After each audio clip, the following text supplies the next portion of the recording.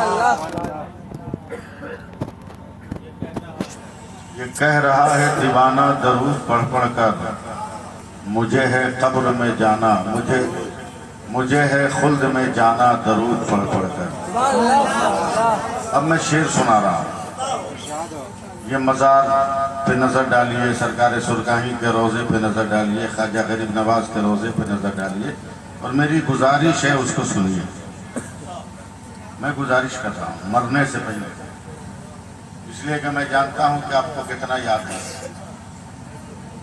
نکاح پڑھاتے ہوئے مولانا کہہ دے نوشا کو پہلا کلمہ پڑھو تو باپ کا منہ تکتا ہے، تو ہجے کر کے نکاح پڑھانے والے کو پہلا کلمہ پڑھانا پڑتا ہے۔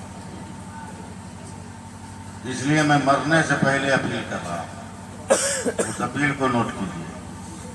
یہ کہہ رہا ہے دیوانہ درود پڑھ پڑھ کر، مجھے ہے خلد میں جانا درود پڑھ پڑھ کر۔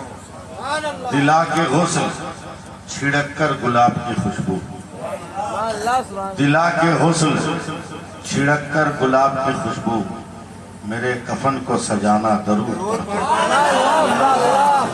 شہ امم کے غلاموں کا ایک غلام ہوں میں، شہ امم کے غلاموں کا ایک غلام ہوں میں، میرا جنازہ اٹھانا درود پڑھ پڑھ کر، میرا جنازہ اٹھانا درود پڑھ پڑھ کر۔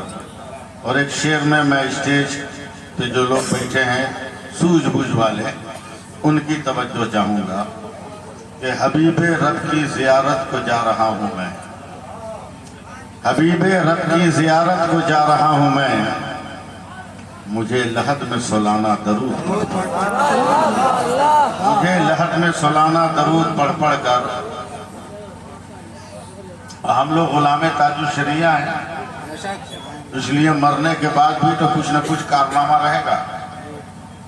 تو نبی کی دید کی حسرت لیے میں سویا ہوں، نبی کی دید کی حسرت لیے میں سویا ہوں، نکیروں مجھ کو جگانا درود پڑھ پڑھ کر، نکیروں مجھ کو جگانا درود پڑھ پڑھ کر۔ کم سے کم ایک آدمی کو تو مسئلہ معلوم ہے، صرف شاعر کو نہیں، مرنے والے بڑے ہوشیار ہوتے ہیں، نبی کے چاہنے والے بڑے ہوشیار ہوتے ہیں، جہاں کو نیند آتی ہے تو یہ بیدار ہوتے ہیں۔ خدا کے اولیاء مرتے نہیں پہلو بدلتے ہیں، کبھی اس پار ہوتے ہیں کبھی اس پار ہوتے ہیں، کبھی اس پار ہوتے ہیں کبھی اس پار ہوتے ہیں۔ آگے نہیں ہے لیکن دو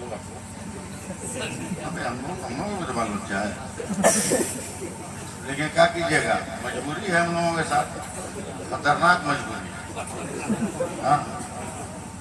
ہر چندن کو اگربتی سمجھ کے بیچ ڈالے گا، وہ جگنو کو بھی موم بتی سمجھ کر بیچ ڈالے گا۔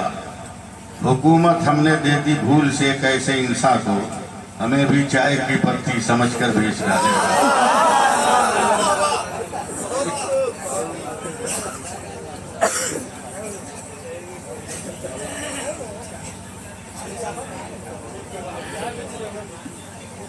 ہاں ٹھیک ہے،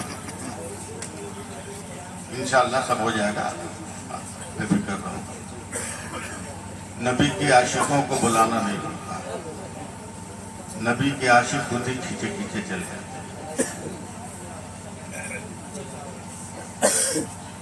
کیونکہ عرس کی تقریب ہے۔